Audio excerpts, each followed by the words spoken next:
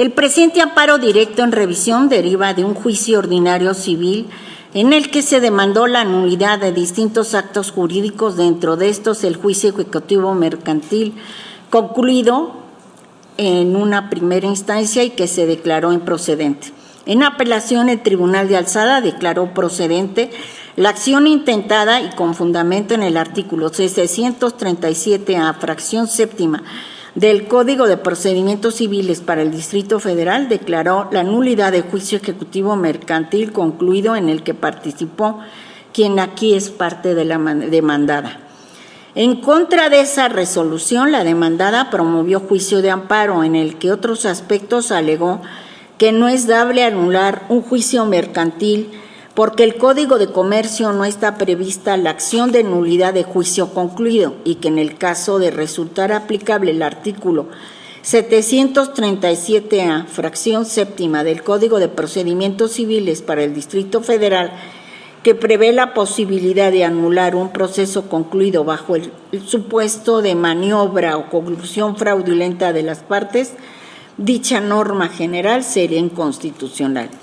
El Tribunal Colegiado del Conocimiento negó el amparo, estimó que la acción de nulidad de juicio concluido se trata de un juicio civil autónomo, por lo que sí es dable anular el proceso mercantil en relación con el artículo impugnado, consideró que es constitucional.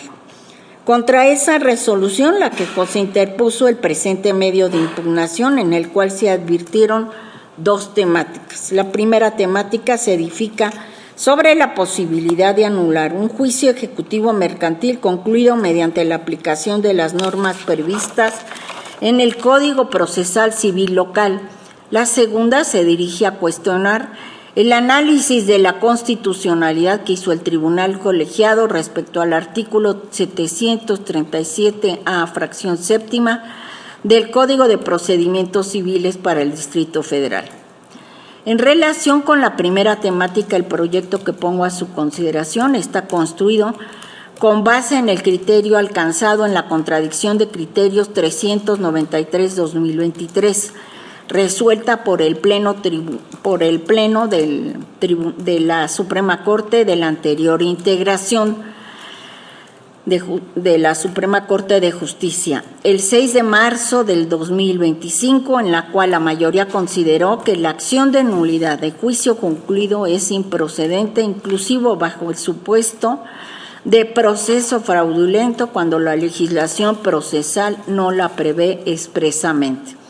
El proyecto pone de manifiesto que en el Código de Comercio no se prevé expresamente la acción de nulidad de juicio concluido, por lo cual, con base en lo resuelto en la citada contradicción de criterios 393-2023, de la que derivó la jurisprudencia 14-2025, se concluye que no es posible anular un juicio ejecutivo mercantil por no estar regulada esta pretensión, incluso si se considera que se trata de una acción autónoma regulada por normas procesales civiles, pues lo relevante es que la parte procesal de la legislación comercial no regula específicamente la acción de nulidad de juicio concluido ni establece alguna excepción de inmutabilidad de la cosa juzgada.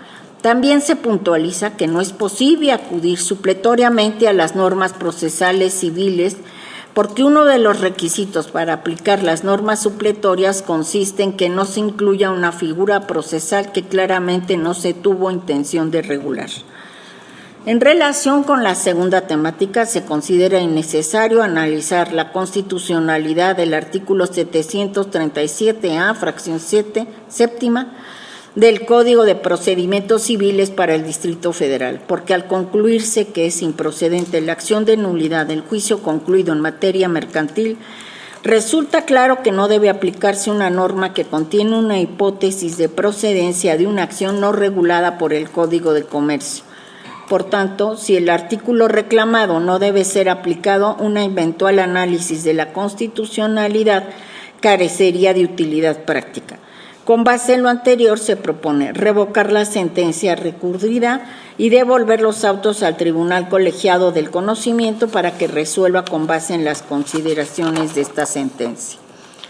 quiero enfatizar nuevamente, como lo puntualicé, en respeto a la seguridad jurídica, el presente proyecto se realizó con base en un criterio que hasta el día de hoy es obligatorio, subrayo, hasta el día de hoy es obligatorio, los precedentes nos obligan, por haber emanado del Tribunal Pleno de este alto tribunal, sin perjuicio de la posibilidad de que tenemos en esta nueva integración de la posibilidad de abandonarlo a partir de una discusión seria, robusta, que además dialogue con este precedente.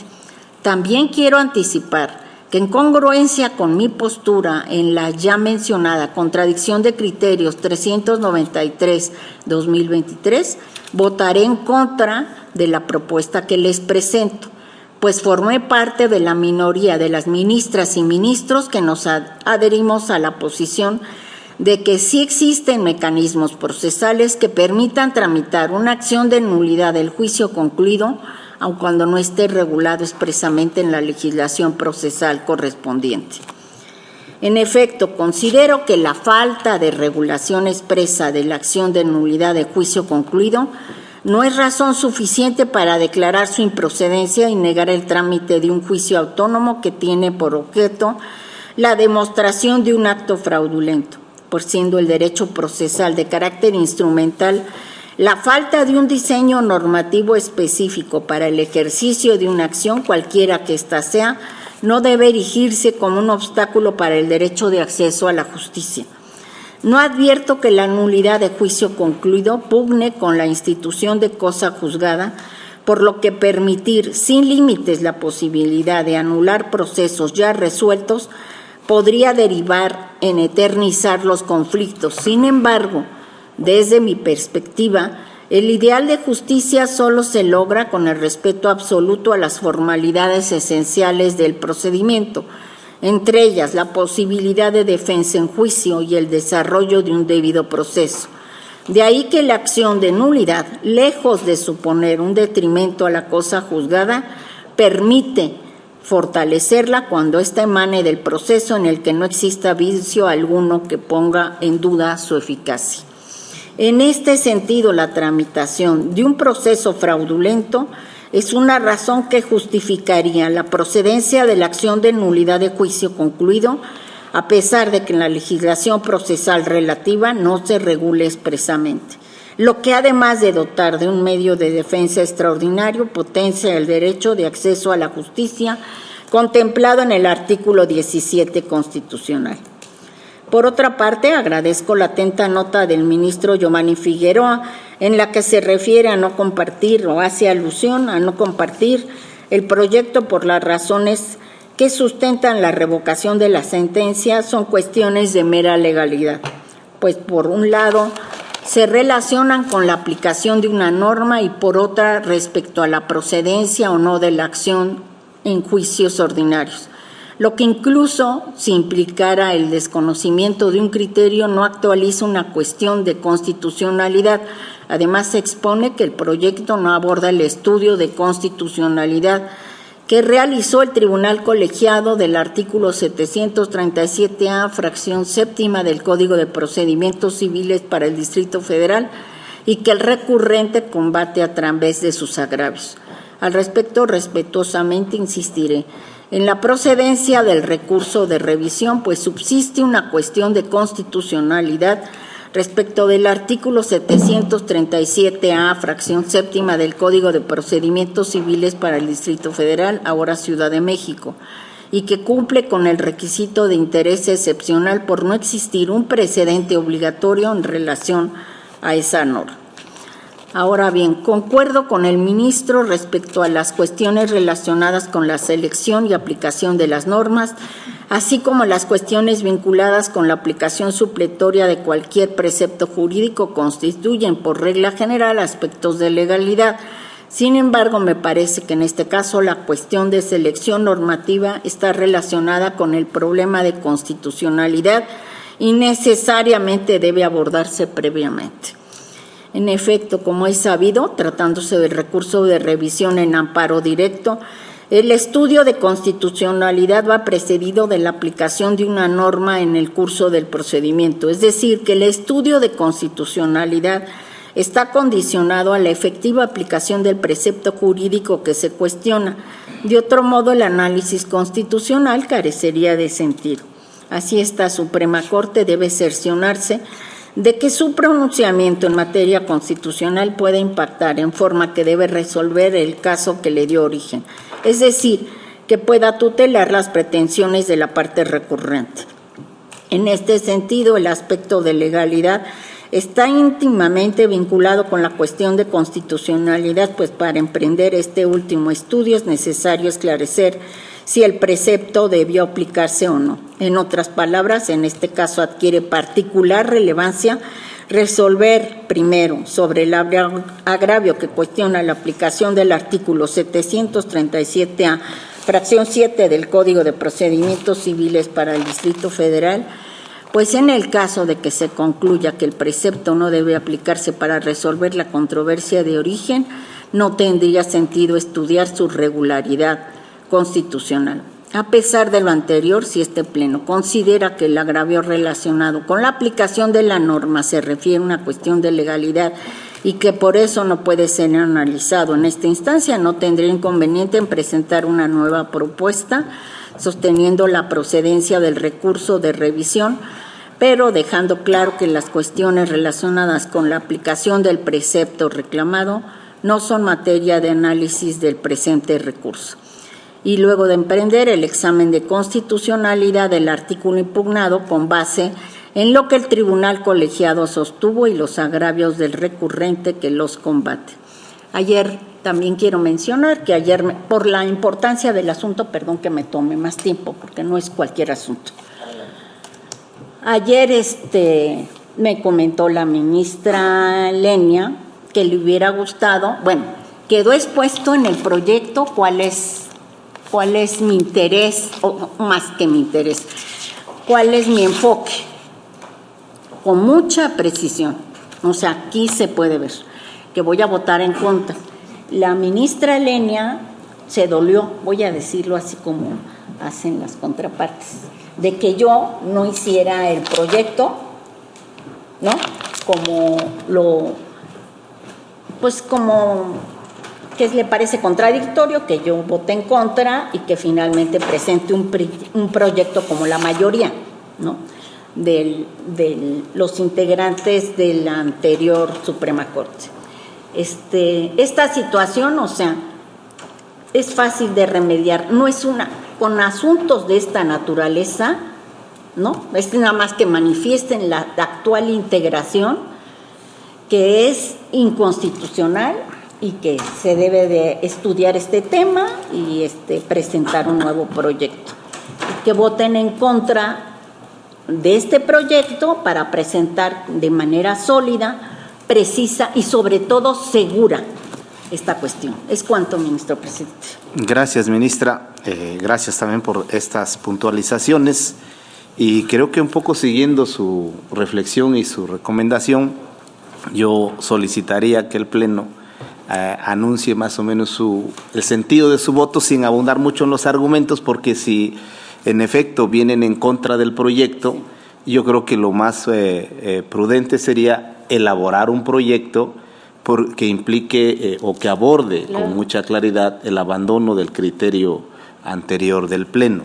Es decir, para no hacer mucha argumentación ahora y que después pareciera que lo llevemos a un engrose, sino más bien si tiene la mayoría ir en contra, pues le pediríamos a la propia ministra que se ha ofrecido a hacer un proyecto nuevo con base en la nueva mayoría. Entonces, básicamente mi exhorto es para no entrar mucho en el fondo, sino hasta tener un proyecto en el sentido que lo ha comentado ella. Entonces, está a consideración de ustedes, incluso esto tómenlo como un exhorto nada más, no es quien quiera entrar a fondo y hacer los argumentos serán bienvenidos.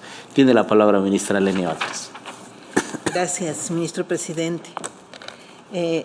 Yo voy a estar en contra de este planteamiento que hace la ministra Loretta en el apartado 5 del proyecto sobre el estudio de fondo, ya manifestó ella un poco las razones.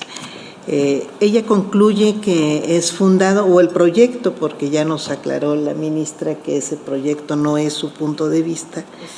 El proyecto propone que declaremos fundado el agravio hecho valer por la recurrente relativo a la inconstitucionalidad de aplicar supletoriamente el Código de Procedimientos Civiles para el Distrito Federal al Código de Comercio para hacer procedente la acción de nulidad de juicio concluido, dado que en él no se incluye esta acción. En primer lugar, el proyecto retoma las consideraciones de la contradicción de criterios 393-2023, en la cual la anterior integración del Pleno determinó que la acción de nulidad de juicio concluido es improcedente cuando la legislación procesal no la prevé, aun cuando se alegue un proceso fraudulento.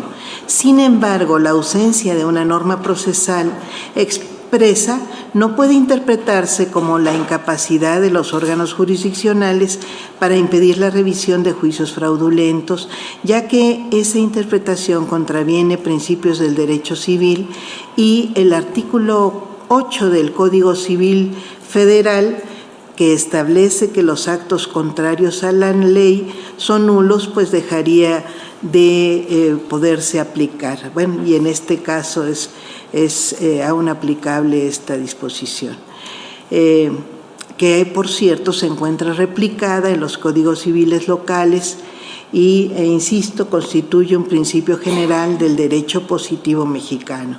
El proyecto señala que los artículos 8, 2180 y 2184 del Código Civil Federal, si bien prevén la nulidad de actos contrarios a la ley y la simulación, no regulan la nulidad de actos procesales ni de juicios concluidos.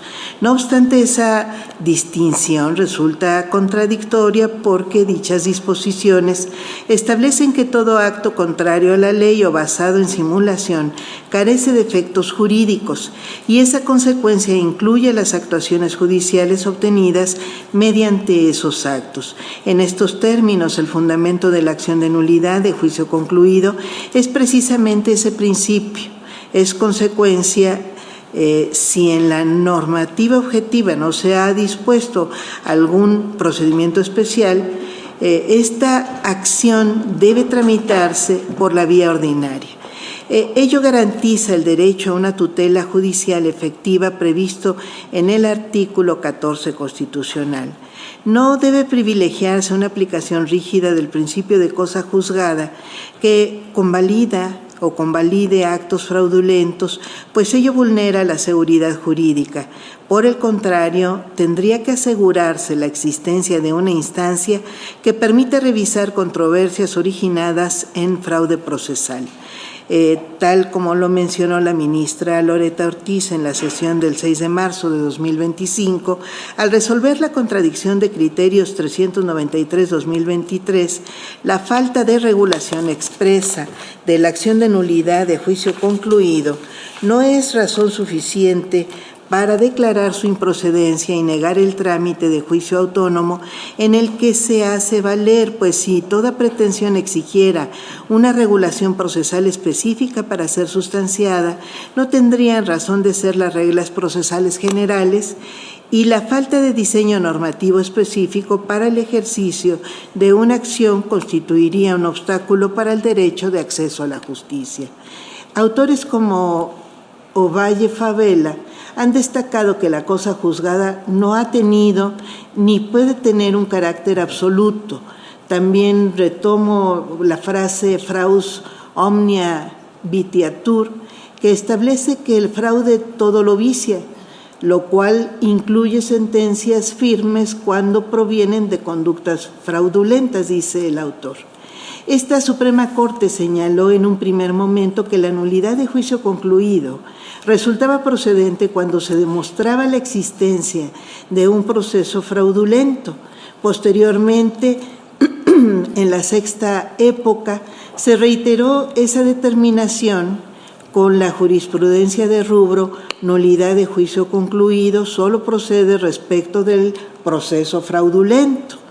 En esta jurisprudencia se sostuvo la procedencia de la nulidad de juicio concluido cuando fuera promovida por persona tercera extraña al juicio previo. En la séptima época, la tercera sala emitió las tesis aisladas de rubros nulidad de juicio concluido, proceso fraudulento, y nulidad de juicios concluidos por sentencia ejecutoriada, casos en que procede la legislación del Estado de San Luis Potosí. En ella señaló, por una parte, que quien participó en el juicio previo no está legitimado para promover después la nulidad de juicio concluido, porque al habérsele respetado la garantía de ausencia, opera en su contra la excepción de cosa juzgada. Y por otra parte, precisó que la falta de regulación expresa de esta vía no impide reconocer la acción, ya que jurídicamente no se puede permitir la subsistencia de juicios contrarios a normas de orden público. En el caso Carpio, Nicol y otros contra Guatemala, la Corte Interamericana de Derechos Humanos destacó que el desarrollo de la legislación, cito textualmente, y de la jurisprudencia internacionales ha permitido el examen de la llamada cosa juzgada fraudulenta, que resulta de un juicio en el que no se han respetado las reglas del debido proceso o cuando los jueces no obraron con independencia e imparcialidad. Determinó que el juicio tramitado ante los tribunales nacionales estuvo contaminado por esos vicios generales. Por tanto, el Estado no podía invocar esas sentencias como eximiente de su obligación de investigar y sancionar. El 12 de noviembre de 2025, este Pleno resolvió el amparo directo en revisión 3265-2025, en el que concluyó que ciertas actuaciones procesales pueden emplearse para eludir el cumplimiento de obligaciones jurídicas. En ese asunto, el progenitor donó un inmueble donde vivía su hijo adolescente con discapacidad a su nueva esposa, quien promovió acción reivindicatoria para obtener la desocupación del bien, aun cuando ese inmueble estuviera destinado a garantizar la habitación del menor como parte de sus derechos alimentarios. Este precedente evidenció un fraude para transferir una propiedad y después de reclamar la entrega del inmueble con menoscabo en el interés superior de la infancia, realizó esta acción. Este ejemplo confirma que diversos actos jurídicos pueden ser utilizados para defraudar la ley. De ahí la importancia de contar con medios de impugnación que permiten invalidar procesos en los que se pretenda evadir el cumplimiento del marco normativo. Es cuanto. Gracias, ministra. Tiene la palabra el ministro Irving Espinosa. Gracias, ministro presidente.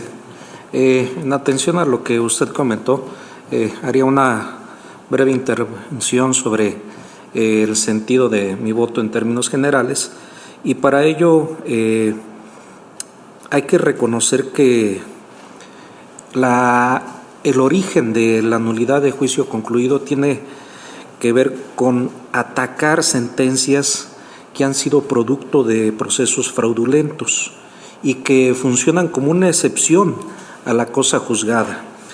Este recurso surge de la voluntad legislativa de permitir la revisión de juicios viciados, pero sobre todo, y aquí es algo que para mí es importante y ahí pongo el fundamento de mi intervención, tiene que ver precisamente con crear un mecanismo para corregir injusticias graves, aun cuando se pueda pensar que va en contra del principio de cosa juzgada. En ese sentido, tan es así el Código Civil Federal como el Código Civil para el Distrito Federal, en su artículo 8, señala que los actos ejecutados contra el tenor de las leyes prohibitivas o de interés público serán nulos, excepto en los casos que la ley ordene lo contrario. Sin embargo, en términos generales, no ha habido un desarrollo de carácter legislativo y lo que resolvió la la Corte y al establecer la jurisprudencia 14/2025, derivada de la contradicción de criterios 393/2023, en la cual sostuvo que la acción de nulidad de juicio concluido es improcedente cuando la legislación procesal de la materia del juicio cuya nulidad se demanda no la prevé expresamente, incluso bajo el supuesto de proceso fraudulento, eso lo que genera es una repetición de injusticia tras injusticia. No me voy a referir en términos generales a todas las demás consideraciones para poder determinar que mi voto es en contra, pero sí hay que considerar algo y una realidad de carácter objetivo, que a través de este principio de cosa juzgada se han mantenido y se han sostenido decisiones totalmente injustas, y eso es lo que ha impedido la revisión de decisiones que afectan no solamente el interés particular, sino que incluso afectan el interés público, el orden social, y que además en ocasiones transgreden derechos y principios de carácter fundamental, y bajo esa consideración yo estaré en contra del proyecto. Gracias, ministro. Tiene la palabra ministro Giovanni Figueroa. Gracias, ministro presidente. Respetuosamente, no voy a compartir el sentido del proyecto sometido a consideración de este alto tribunal, pues considero que los agravios sobre los que se sustenta la revocación de la sentencia combatida son cuestiones de mera legalidad, y a la vez el proyecto no aborda el punto central de constitucionalidad que se pudiera estudiar precisamente en la revisión. Y lo que acabo de sostener lo voy a desarrollar de manera específica en un par de argumentos más. Pero antes que nada, también voy a hacer una precisión sobre el artículo 737A, fracción séptima, del Código de Procedimientos Civiles para la Ciudad de México, en el cual se regula, como ya lo señaló también la ministra ponente, la acción de nulidad de juicio concluido cuando haya colusión o maniobra fraudulenta de las partes litigantes. Asimismo, dicho código procesal es supletorio del Código de Comercio. Este último no contempla la acción de nulidad de juicio concluido. Por otro lado, es indispensable señalar que el anterior pleno de esta Suprema Corte estableció jurisprudencia precisamente derivada de la contradicción de criterios 393/2023 bajo el siguiente rubro: acción de nulidad de juicio concluido es improcedente cuando la legislación procesal no la contempla, inclusive bajo el supuesto de proceso fraudulento. Por lo tanto, el primer punto al que se enfrentó el Tribunal Colegiado del Conocimiento fue determinar si el artículo del Código Procesal se aplica derivado de la supletoriedad en favor del Código de Comercio. Y como segunda temática a resolver, el Tribunal Colegiado analizó la constitucionalidad del citado artículo del Código de Procedimientos Civiles para la Ciudad de México a la luz de los conceptos de violación que se formularon. Dicho lo anterior, abordo los argumentos o algunos de ellos del proyecto que se nos presenta.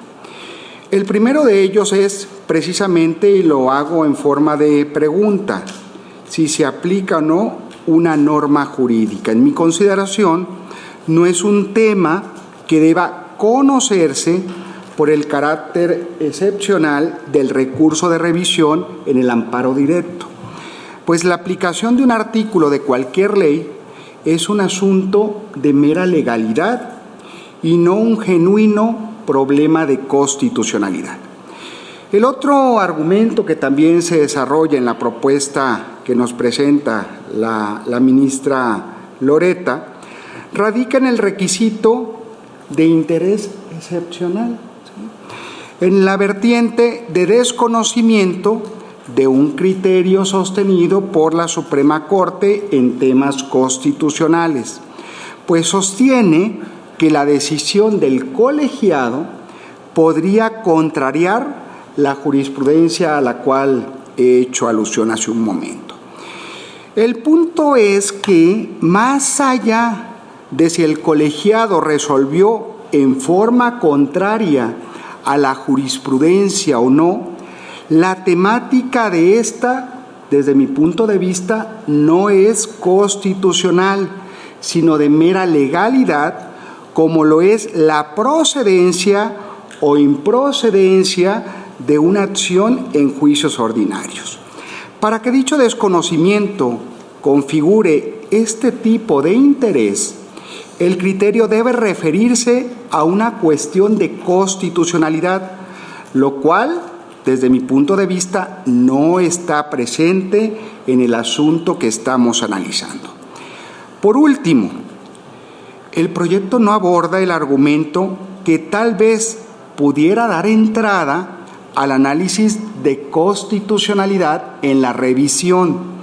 Debe recordarse que desde el juicio de amparo, el ahora recurrente alegaba la constitucionalidad del citado artículo 737A, y del cual el colegiado, hay que señalarlo también, hizo un estudio que sustentó la constitucionalidad del artículo, a lo cual en la revisión se señalaron agravios sobre el mismo tema. Por lo tanto, en mi opinión, este tribunal pleno debe concretarse a resolver si en el caso los agravios formulados en revisión combaten o no la determinación del tribunal colegiado, a través de la cual determinó que el referido artículo es acorde con la Constitución. Es cuanto, ministro presidente. Gracias, ministro. Tiene la palabra la ministra María Estela Ríos. Perdóneme. No, tú primero. Por favor. No, te Gracias. escucho. Adelante, Gracias, ministra. Gracias, ministro presidente. Bueno, ante todo quisiera hacer una precisión legal sobre el tema de la improcedencia de la acción de nulidad de juicio concluido, en el sentido en que hoy tenemos la jurisprudencia 14-2025 del Tribunal Pleno que señala acción de nulidad de juicio concluido, como ya se dijo, es improcedente cuando la legislación procesal no la prevé, inclusive bajo el supuesto de proceso fraudulento, en la que expresamente se estableció que la acción de nulidad de juicio concluido es improcedente cuando la legislación procesal no la prevé expresamente. Criterio que nos resulta obligatorio en términos del párrafo segundo del artículo 228 de la Ley de Amparo, el cual dispone que los tribunales no estarán obligados a seguir sus propias jurisprudencias, sin embargo, que puedan apartarse de ellas deberá proporcionar argumentos suficientes que justifiquen el cambio de criterio, y en este caso se interrumpirá la jurisprudencia y dejará de tener carácter obligatorio. Los tribunales a que se trata estarán vinculados por sus propias jurisprudencias en los términos descritos, incluso cuando estos se hayan emitido con una integración distinta, señala la ley. En consecuencia, lo primero que debemos tomar en cuenta es que los que aquí estamos reunidos estamos obligados a respetar las jurisprudencias del Pleno de la anterior integración sin que podamos apartarnos de ellas, a menos de que demos en una nueva resolución razones sólidas para interrumpirla por una mayoría suficiente para generar un nuevo criterio obligatorio, esto es por 6 votos, de conformidad con el artículo 94, párrafo 12º de nuestra Constitución General. Ahora bien, por otra parte, la cosa juzgada representa una de las instituciones jurídicas de mayor importancia en un Estado de Derecho. A través de esta se da confianza a los gobernados de que las decisiones que se toman en el sistema de justicia adquieren vigencia y eficacia. Con ello se asegura que la decisión de los tribunales, una vez agotadas las instancias, adquieran firmeza de carácter inamovible. La cosa juzgada representa la seguridad jurídica en nuestro país, la certeza, Por ello, únicamente cuando la ley procesal determine el límite para impugnar la sentencia, esta procede. Pero si la ley no lo establece, no debemos nosotros por qué establecerlo adicionalmente. Mucho se ha criticado a esta Suprema Corte de Justicia de la Nación por atribuirse facultades que no tiene. Más preocupante debe ser que la propia Corte de Justicia invente instancias judiciales que ni siquiera el propio legislador consideró. Debemos ser respetuosos de la Constitución, de nuestras leyes, de nuestra jurisprudencia. La importante tarea de este órgano máximo de justicia constitucional implica dar seguridad a las partes de que los procedimientos que se siguen y que se afectan de manera trascendental su vida, su patrimonio, sus derechos, están previstos en las normativas correspondientes.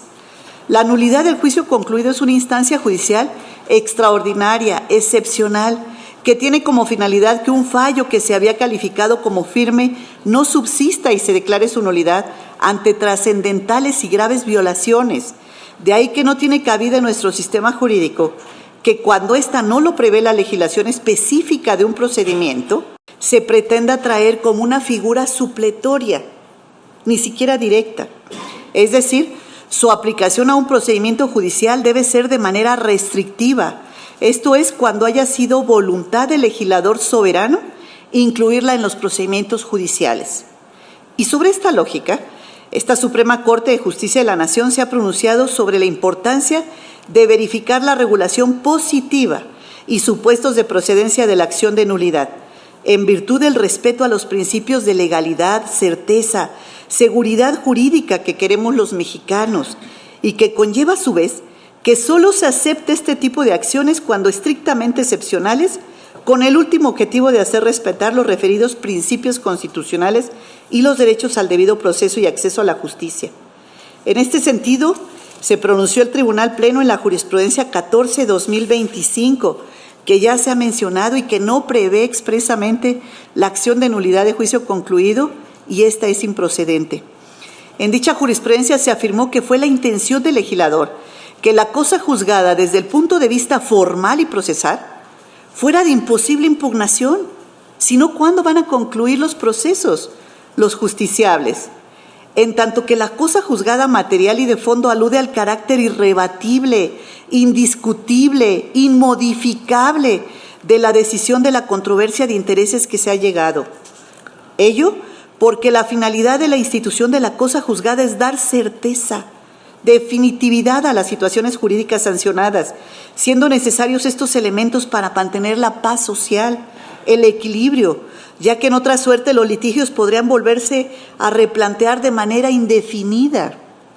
Consecuentemente, no es posible combatir una sentencia con las características de cosa juzgada, ni siquiera bajo el argumento de que el juicio concluido deriva de una simulación de actos y ese origen es fraudulento, o si está en posibilidad o no está contemplada en la ley que lo regula.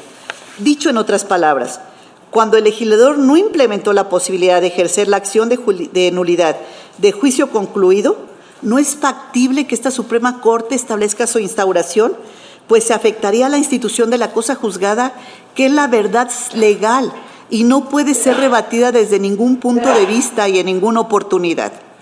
Como Tribunal Constitucional estamos obligados a vigilar y respetar el Estado de Derecho, basado en instituciones fundamentales que nos brindan la seguridad jurídica a todos los que integramos este país. Es por ello que yo acompaño la propuesta en los términos que hoy se nos ha presentado, dado que no podemos crear instancias donde no la hay, donde el legislador no la previó.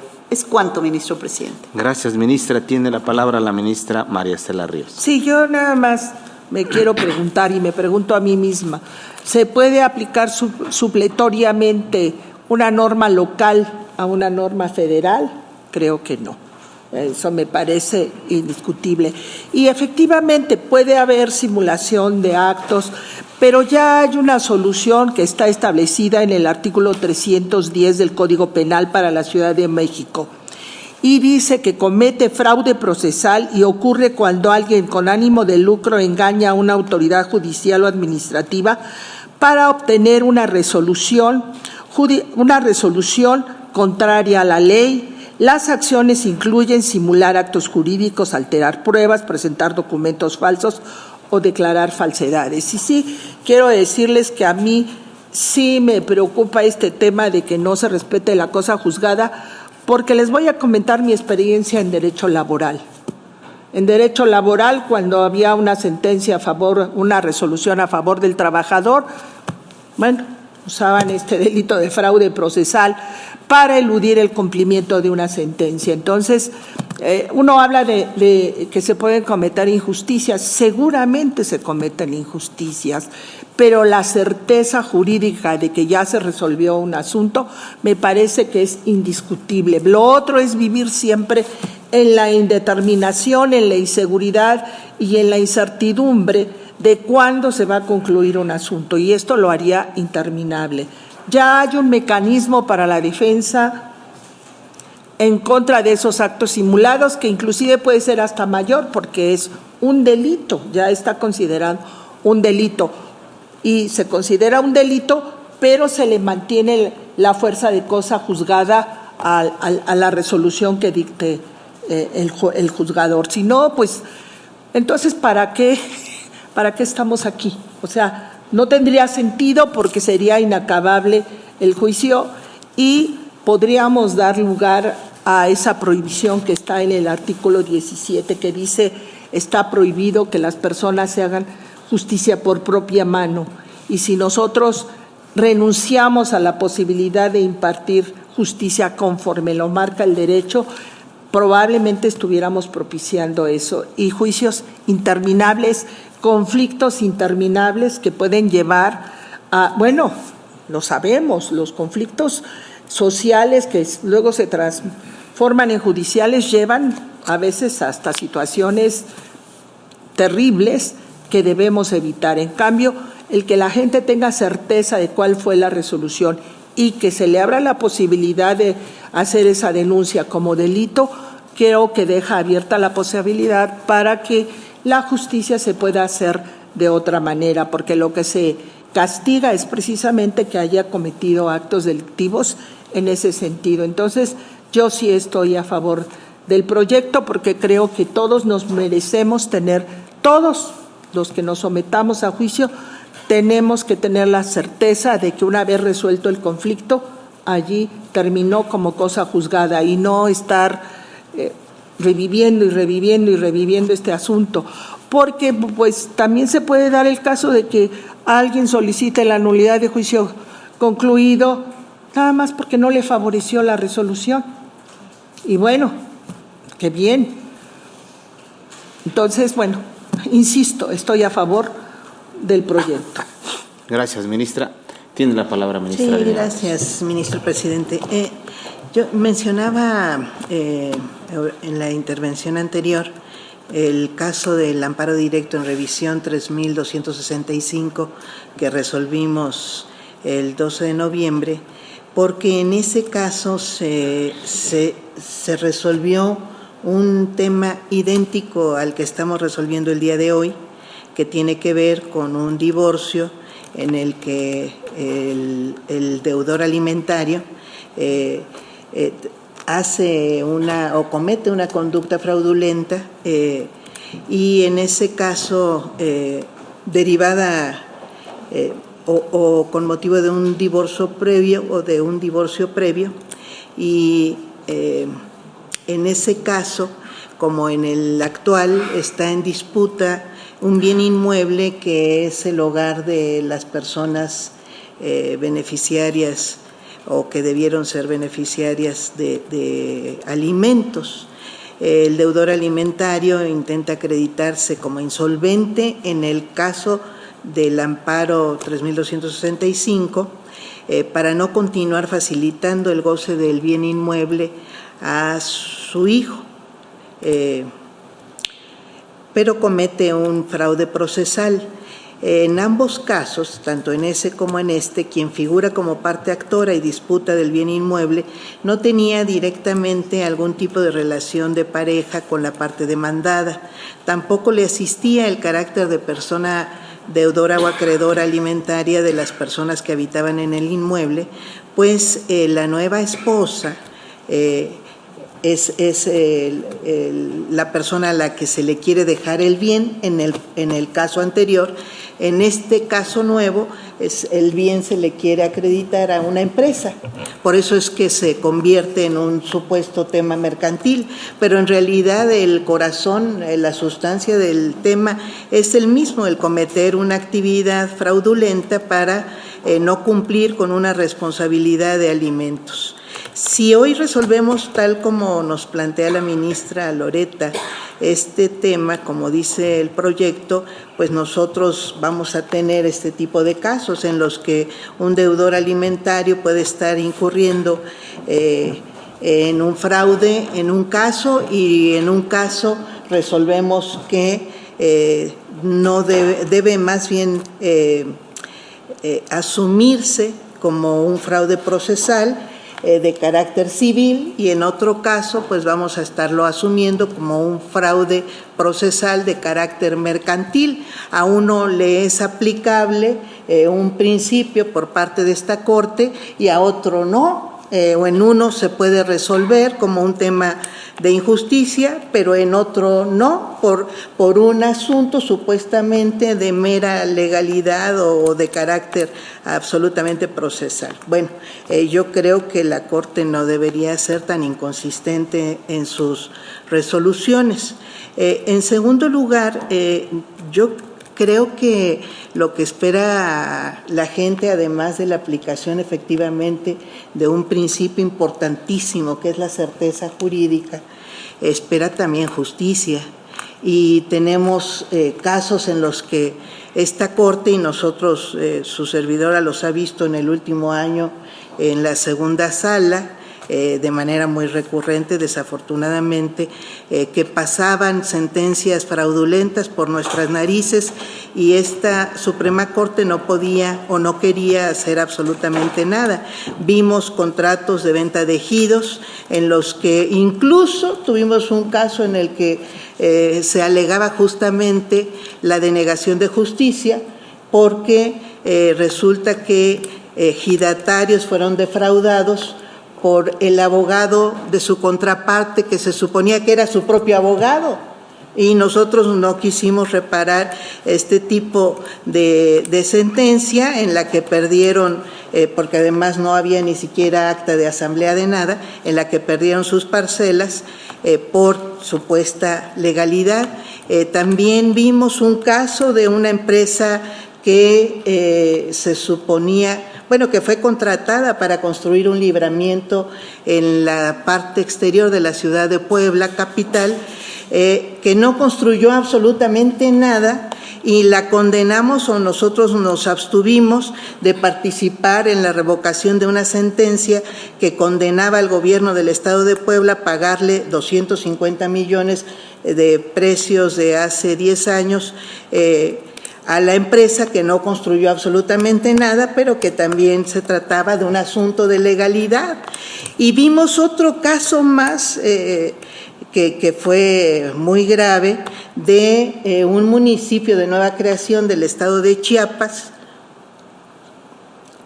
que presentó en el cumplimiento de una sentencia del municipio anterior, le exigió a la Comisión Federal de Electricidad el pago de 65,000 millones de pesos, una cantidad estratosférica y absurda, por la ocupación de una presa de la que no había pagado el predial durante no sé cuántos años, y resulta que esa presa ni siquiera estaba en el municipio de nueva creación, pero también nos abstuvimos de participar en la revocación de esta sentencia ridícula y absurda en contra, en este caso, de la CFE. Bueno, yo creo que tenemos, desafortunadamente, nuestro sistema de justicia permite este tipo de fraudes a la justicia, y creo que esta Corte debería tener, sí, por supuesto, resguardadísimo, de absoluta excepcionalidad, pero debería tener algún tipo de recurso para nulificar este tipo de sentencias ajenas a la ley, ajenas a la justicia, ajenas pues también a las aspiraciones que tiene y a la expectativa el resguardo de nuestra Constitución, de nuestros principios generales de derecho que se esperan en esta Suprema Corte. Bueno, y por último quisiera mencionar que tal como lo he hecho de manera directa, no estoy de acuerdo, quisiera dejarlo asentado en que se utilicen este tipo de prácticas en las que los ministros no están de acuerdo con lo que nos plantean. Creo que no se es responsable ante la sociedad planteando este tipo de sentencias. Es responsabilidad de cada quien hacerlo, ciertamente, pero quiero dejar asentado que no me parece que deberíamos aceptar, que debería tenerse este tipo de prácticas en una Suprema Corte que no le responde a la sociedad en términos privados, sino en términos sociales y por la cual respondemos de nuestros actos. Es cuanto. Gracias, ministra. Me ha pedido la palabra la ministra María Estela Ríos, pero creo que la ministra Yasmín, por alusión personal, había... Sí, yo considero, insisto en que estoy a favor. Habría que aclarar los términos de los asuntos que se están tratando, porque se habla de ilegalidades de que se cometieron. Ojo, sí hubo esas sentencias, pero en ningún momento se hizo valer nulidad de juicio concluido. Entonces, no puede generalizarse ese tipo de problemas, porque yo les voy a decir, por experiencia, no solo es actitud fraudulenta a veces de las partes, también es actitud fraudulenta de las autoridades, y en ese caso debe responder las autoridades que intervienen en ese tipo de actos de manera directa ante la autoridad y hacerse las acciones que se tengan que hacer. Pero eso no significa que debemos dejar sin efecto esas resoluciones, porque eso crea falta de certeza jurídica. Hay fallos a veces, y hay colusión de ambos, y ambos son responsables, pero entonces para eso están las acciones penales a ejercerse, para que se responsabilice a esas personas de esos actos que no son actos de simulación, son actos delictivos. Y por otra parte, aclarar que el caso que se resolvió no se resolvió en función de una nulidad de juicio concluido, no fue con base en eso, fue con base en que en ese caso específico, al proponerse un amparo, se hizo valer el interés superior de la niñez. Y en este caso yo conozco, hay un tema que tampoco podemos definir, y por eso me procuro a favor, porque yo no sé de quién es la connivencia. Si la connivencia es de la ex esposa con el ex marido para rescatar el dinero de la empresa, o de la empresa con el ex marido para no pagar alimentos. No hay certeza, entonces nada más ese hecho a mí me deja en duda de ese tema, porque no podemos afirmar de forma alguna que se trata de resguardar los derechos alimentarios. En el otro caso era muy preciso que lo que se estaba defendiendo y se estaba protegiendo era el interés superior de la niñez. Pero en este caso no se sabe con certeza, en realidad si estamos, porque no se trata tampoco del mismo asunto, pero tampoco sabemos con certeza, no hay datos del juicio, del expediente que nos puedan llevar a la conclusión de que efectivamente quién está cometiendo el acto fraudulento. Puede ser y se da el caso, o sea, si atendemos a las relaciones que se dan, puede ser que en este caso la exesposa y el exmarido estén tratando de realizar un acto fraudulento en contra de la empresa, o efectivamente la empresa y el marido. Pero, insisto, eso no debe dar lugar a que se imponga una norma local sobre una norma federal, porque entonces estamos rompiendo con el principio de jerarquía de las normas. Y no está expresamente señalado porque el legislador ha sido atinente en preservar la cosa juzgada. Si no la quisiera preservar, pues ya hubiera dispuesto de manera general que se puede hacer valer la nulidad de juicio concluido. Tan es así que cuando habla de nulidad establece expresamente en qué casos procede. qué es lo que debe acreditarse para que sea procedente. Entonces no es generalizar la existencia de esta figura de juicio concluido. Entonces, insisto, estoy a favor del proyecto por certeza para todos y todas respecto a las resoluciones que dicten los tribunales. Con independencia, eso sí, de lo que ha dicho el ministro Giovanni, que también me parece pertinente. Gracias. Porque en realidad no habla de constitucionalidad, sino de legalidad. Gracias, ministra. Tengo 3 en la lista, pero quisiera pedirle su autorización para una breve intervención. Yo solamente pensaba anunciar mi voto en contra, siguiendo mi propio exhorto. Pero como ha salido en el debate el tema de la cosa juzgada, y he visto cómo en la opinión pública esto ha generado cierta preocupación, hasta escozor, yo sí quisiera lanzar una pregunta. Si hay cosa juzgada, cuando se llega a la cosa juzgada mediante fraude, mediante contubernio, mediante acciones ilícitas, creo que es una pregunta válida. ¿Podríamos decir hay cosa juzgada si nosotros mismos advertimos ciertos indicios o en algunos casos pruebas que hacen evidente que se llegó a la cosa juzgada mediante acuerdos, mediante acciones indebidas? Yo creo que a eso nos estamos refiriendo quienes estamos en contra y a favor de abrir un poco más para revisar esas cuestiones donde hay cuestiones indiscutiblemente de actos indebidos. Yo quisiera decir, no creo que sea en la generalidad. Estamos en un país en donde estamos luchando contra la corrupción, la deshonestidad. Eso es cierto, pero yo no creo que el 100%, es decir, para que nos preocupemos al 100% por la cosa juzgada. ¿No? Este pleno, y por eso yo planteaba que con mucha responsabilidad hay que trabajar un nuevo proyecto y sobre las bases de ese nuevo proyecto poner claramente los límites de lo que la Corte puede definir. Pero tampoco podemos negar que hay casos en los que se llega a cosa juzgada pues mediante acuerdos entre las partes o incluso, como se ha dicho, con la autoridad. Entonces, yo creo que esta pregunta es una pregunta válida. Vaya, ni siquiera es una preocupación solo de México. A nivel internacional, la Corte Interamericana también ha planteado esta preocupación y la validez del juicio, de la nulidad de juicio concluido. Entonces yo voy a estar en contra del proyecto y reitero la petición que si pudiéramos ver cómo queda la votación a fin de que se returne o se pide a la ministra ponente que elabore un nuevo proyecto y sobre esa base trabajaríamos, abundaríamos en el debate, porque incluso está todavía a examinar el artículo 737A, ahora no se estudia su constitucionalidad y tendríamos que entrar también a estudiar la constitucionalidad en el nuevo proyecto.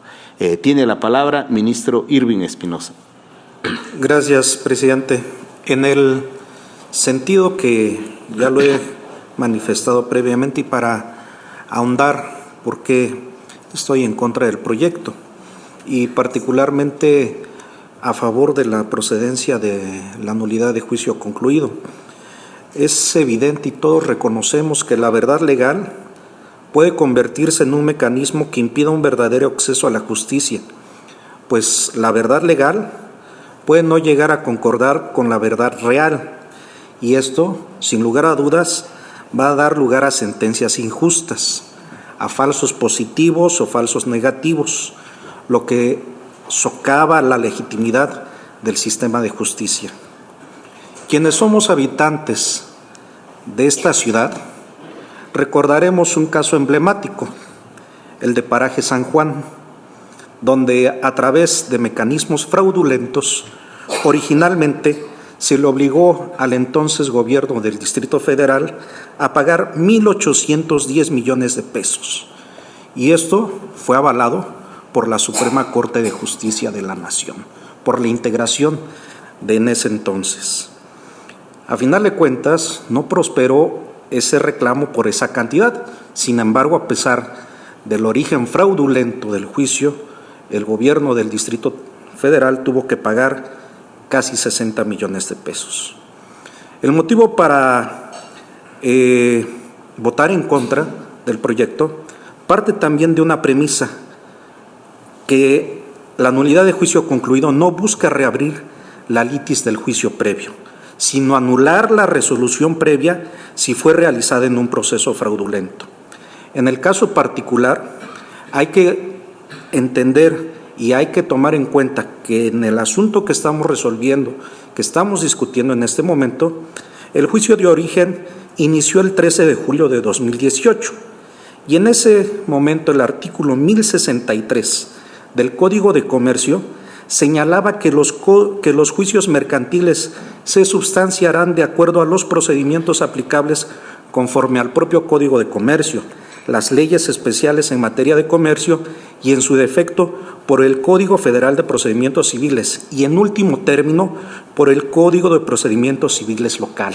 Es decir, que la normativa sí preveía la posibilidad de aplicar el Código de Procedimientos Civiles para el Distrito Federal. Claro que en este momento pues ha cambiado la normativa. Bajo esa consideración hay que señalar que desde mi consideración no se trata de un problema de supletoriedad de normas procesales en materia civil, en materia mercantil, como se ha mencionado. La supletoriedad operaría si pretendiéramos integrar una laguna o deficiencia en la regulación de los procedimientos mercantiles. La acción de nulidad de juicio concluido no es una institución, en mi consideración, que debe estar prevista en cada ordenamiento procesal especializado para poder ejercitarse respecto de juicios de esas materias. Se trata de una acción autónoma de naturaleza civil, a diferencia de lo que ocurre en otras legislaciones de otros países, pero en el caso particular sí es una acción autónoma de naturaleza civil y esas son las razones por las que votaría en contra. Gracias. Gracias, ministro. Tiene la palabra ministra Yasmín Esquivel. Bien, nada más un comentario. En el caso de Paraje San Juan, no se anuló el juicio, se ajustó la suma de ejecución de la sentencia, por una parte. Por otro lado, yo les pongo aquí sobre la mesa.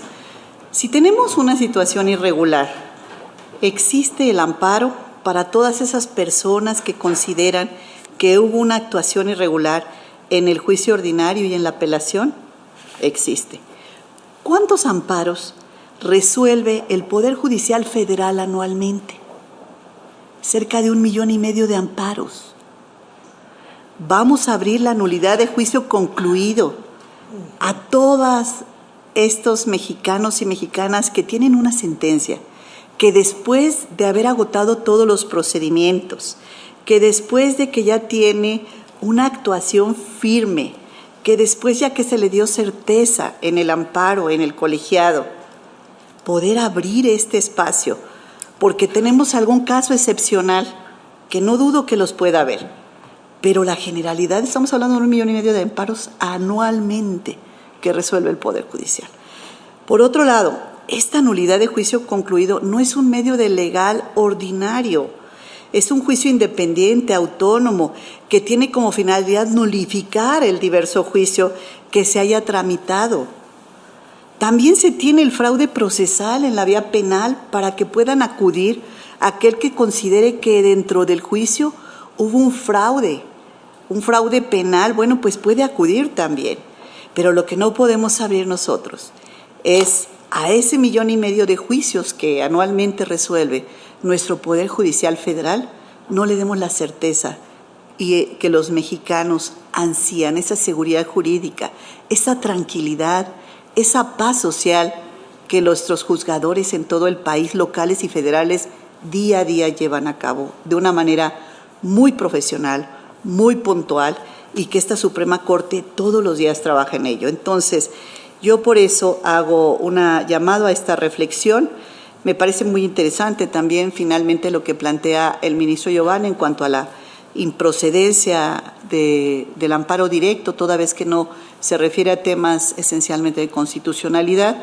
Sin embargo, yo me quedaría con mi postura a favor de los términos del proyecto. Gracias. Gracias, ministra. Tiene la palabra el Sí, ministro como se ha Giovanni Figueroa. perdón.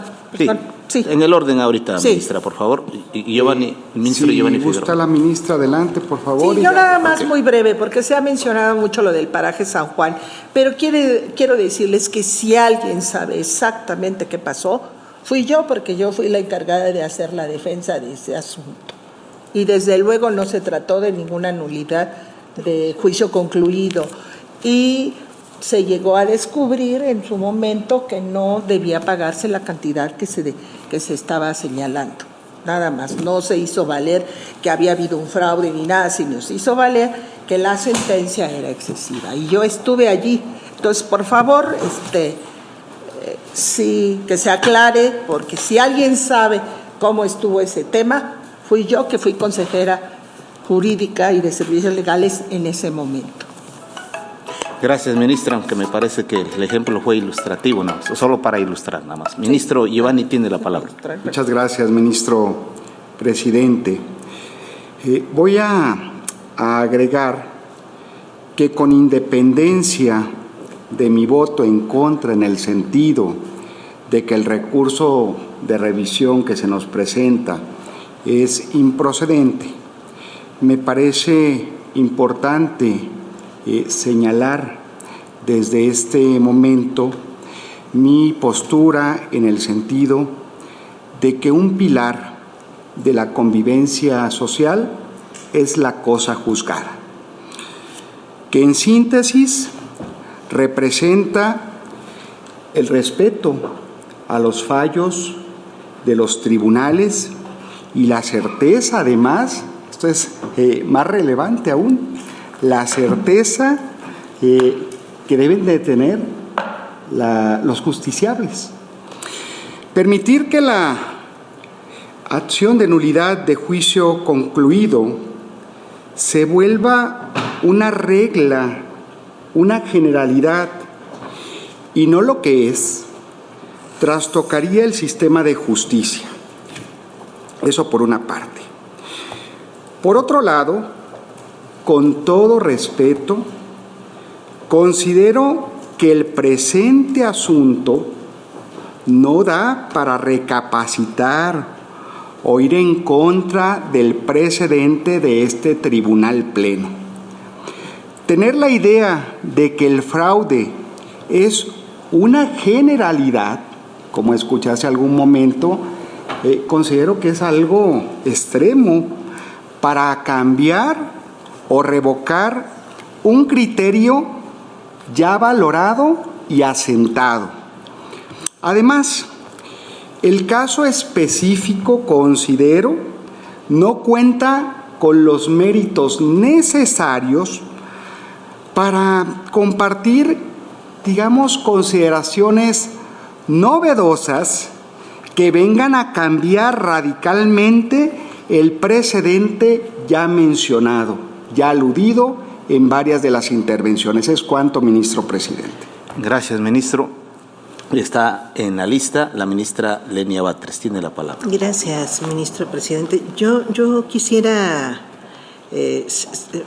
mencionar que sí me parece importante que efectivamente hay que distinguir la cosa juzgada fraudulenta del principio de seguridad jurídica, porque en realidad la seguridad jurídica no se asienta nada más en la sentencia. Antes de la sentencia se asienta en la ley, se asienta en la Constitución, y cuando una persona juzgadora corrompe la ley o la Constitución, pues el ciudadano o la ciudadana debe tener justamente algún tipo de recurso para salvar la seguridad jurídica. ¿Cuál? No la del juzgador, la seguridad jurídica que implica que se cumpla la ley, que se cumpla la Constitución. Por eso es que se ha reconocido esta figura incluso a nivel internacional, y por eso es que la misma Corte Interamericana de Derechos Humanos recomienda que se legisle la cosa juzgada fraudulenta o nulidad de juicio concluido fraudulento. Creo que la ausencia de figuras como estas son la mejor garantía para la corrupción.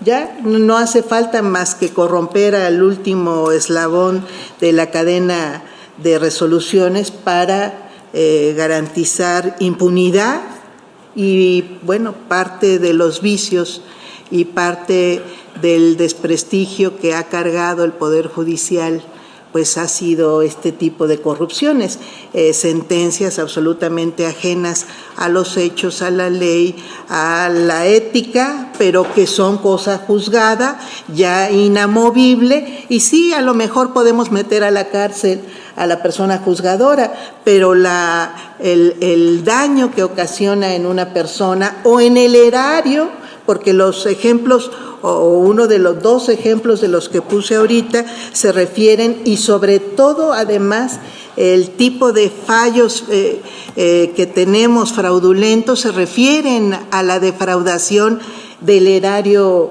de los mexicanos. Solamente fíjense nada más que, y esto pues sí hay que pensarlo, pues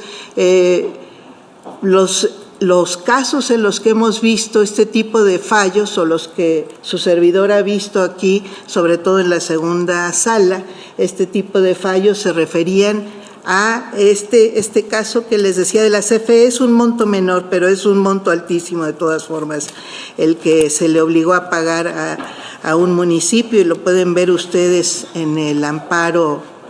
Ahora les doy el número, es el amparo directo.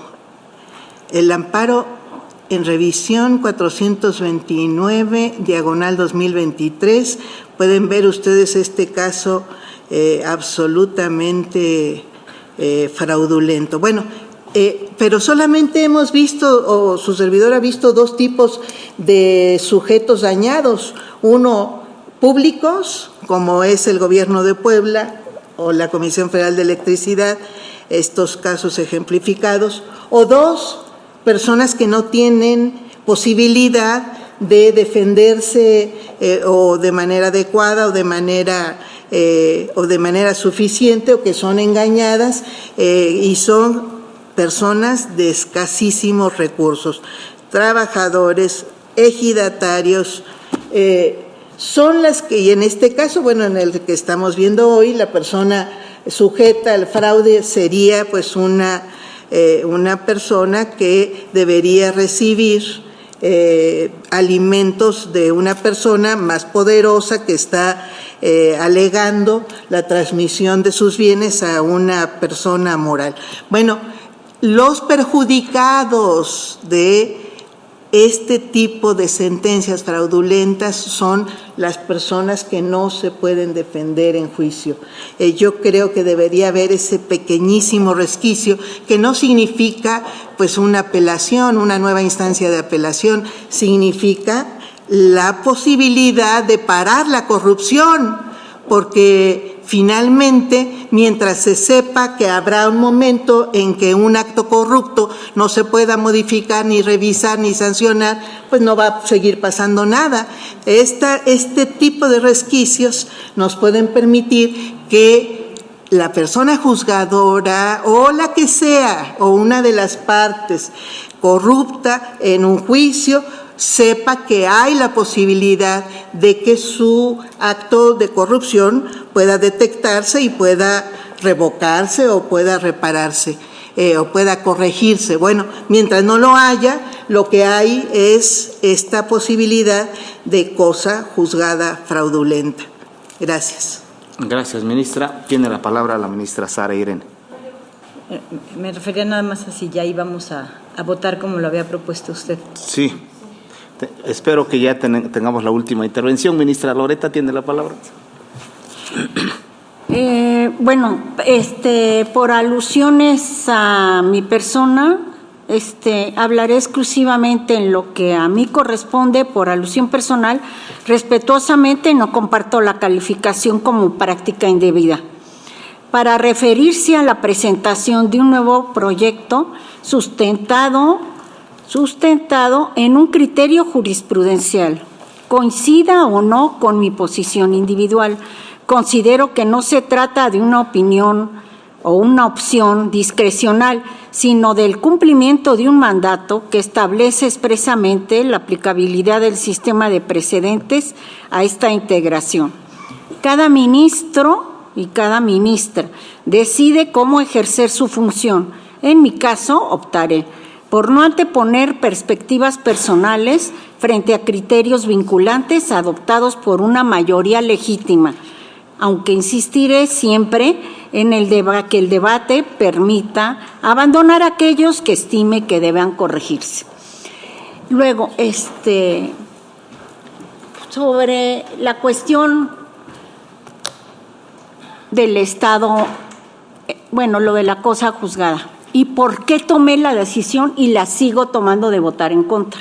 Es cierto, como han señalado, pero poco la han abonado los ministros que me han precedido sobre la situación a nivel internacional. ¿Por qué la Corte Interamericana? Porque sí estamos obligados a aplicar los precedentes también ahí de la Corte Interamericana de Derechos Humanos. ¿Por qué se dice que es contrario a los derechos humanos? Porque dice el artículo 7º de la Convención Americana de Derechos Humanos. Toda persona tiene derecho a un recurso. Aquí se les deja sin un recurso. Eso es lo que hay que tener en cuenta. Se les cerciona el acceso a la justicia. Por eso fue la consideración principal la que hice valer como minoría en la sala. Yo considero que toda persona, y ciertamente no se puede alegarse, ahora sí, estado de cosa juzgada. ¿Por qué? Porque el estado de cosa juzgada tiene que respetar los derechos fundamentales. Yo no puedo llegar a una sentencia en que se me niegue el acceso a la justicia. O sea, no ser oído, ese es el tema. Se hace una aplicación supletoria, pero al final acaban sin ser escuchados. Ese es el tema en este asunto. También quisiera yo ofrecer, como mencionó, de si así lo decida este pleno, yo podría hacerme cargo de la nueva formulación del nuevo proyecto, tomando en consideraciones todas las opiniones vertidas y ya con el criterio de la nueva mayoría. Es cuanto, ministro presidente. Gracias, ministra. Pues vamos a proceder a la votación porque solamente podríamos aceptar su ofrecimiento si es que alcanzara la mayoría en contra del proyecto. Entonces, secretario, por favor, procedamos ya a la votación del asunto. Sí, señor ministro presidente. Señor ministro Díaz Guerra. En contra. Señor ministro Espinosa Betanzo. En contra del proyecto. Señor ministro Ríos González. A favor del proyecto, tomando en cuenta que inclusive lo que dice la Corte Interamericana es que dice debe legislarse, no dice que nosotros debamos sustituir al legislador. Entonces estoy a favor del proyecto. Señor ministro Esquivel Mozo. A favor del proyecto. Señor ministro Batres Guadarrama. En contra. Señor ministro Ortiz. En contra. Señor ministro Figueroa Mejía. Voy a votar en contra por la siguiente precisión, porque considero que el recurso de revisión, en este caso, es improcedente por abordar temas de mera legalidad. Señor ministro Guerrero García. A favor del proyecto. Señor ministro presidente Aguilar Ortiz. En contra del proyecto. Señor ministro presidente, me permito informar que existe mayoría de 6 votos en contra, con la precisión del señor ministro Figueroa Mejía de votar en contra por la improcedencia del recurso y 3 votos a favor de la propuesta. Gracias, secretario. Pues con la votación obtenida, pues tendríamos 2 opciones: o retornamos el asunto o aceptamos el ofrecimiento de la ministra Loretta Ortiz para que nos presente un nuevo proyecto sobre este asunto.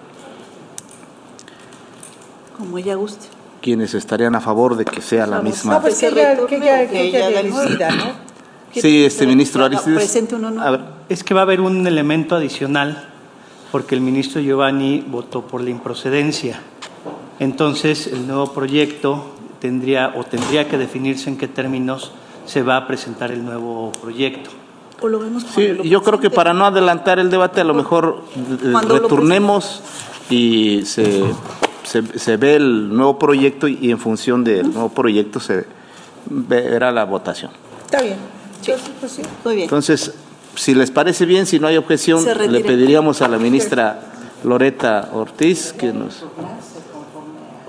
A nuestro acuerdo general. Sí, Por eso consulto si ven necesario, hacemos la votación, o sea, sí sería un retorno. Lo va a volver a presentar la ministra. Eso, está haciendo el ofrecimiento ella y yo por eso consulto al Pleno Si lo vuelvo a presentar, cuál de ahí lo las dos discutimos. opciones Perdón, tomamos. Sí, ministro. Yo estaría en contra porque lo que dice nuestro acuerdo general es que debe retornarse recogiendo la discusión y porque estoy totalmente en contra de este tipo de prácticas en las que un ministro presenta un proyecto en el que no nos plantea, las consideraciones que tiene, sino parte del supuesto de que nosotros no podemos plantear nuevas jurisprudencias o nuevos criterios cuando pues esta Corte no sería suprema si no pudiéramos hacerlo. Gracias. Ese vote, ministro. Sí, Ese vote, ¿no? Gracias, ministra.